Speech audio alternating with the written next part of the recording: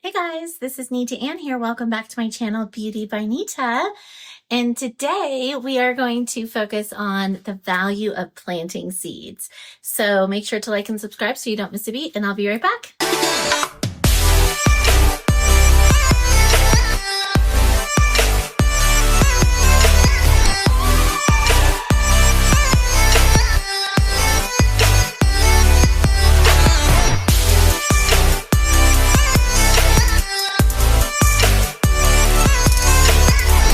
We're going to talk about planting seeds and what happens when you plant seeds and you get the harvest. So I actually got this little gardening kit from Mary Kay. I know, isn't this the cutest? So we have the little rake to rake through the dirt. We have the shovel to get the plant deep inside the earth. And then, of course, I have my really cute gardening gloves because we can't touch the manicure, right? So when I got this as a prize this month, I started to think, this is so perfect because Mary Kay was all about planting seeds, and it was all about helping us remember the joy of planting seeds and then watching it blossom.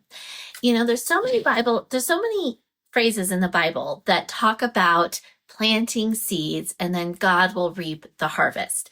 And isn't it true that sometimes we question the seeds that we plant and whether or not they'll come to fruition?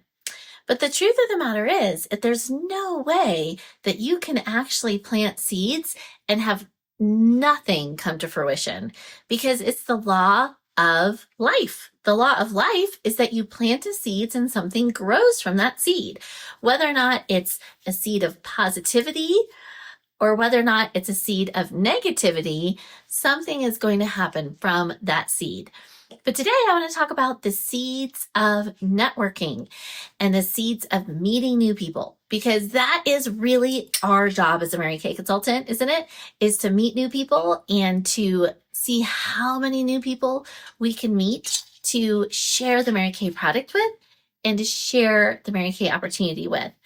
And so I'm going to give you a little formula that works for me when it comes to planting seeds of getting to know people.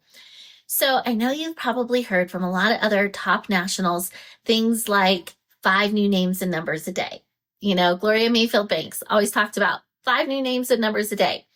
Sometimes other nationals might talk about 1 booking a day, 1 new lead a day, and $100 in sales a day. There's lots of little formulas that you can do for yourself, but let's talk about the formula of just planting seeds. So what if we just took out all the results and we just said, you know what? I want to plant 3 seeds a day. I want to plant 3 seeds a day. That could be planting a seed of meeting a new person. That could be planting a seed of talking to a customer about an event. That could be planting a seed of talking to someone about the Mary Kay opportunity. Because I believe that what happens to us is we get so attached to the results that we forget to celebrate planting seeds. We even get so attached to whether or not it's income producing that we forget the joy of planting seeds. So if you were a farmer, you would know that you had to plant seeds at a certain time of the year to actually get anything to sprout.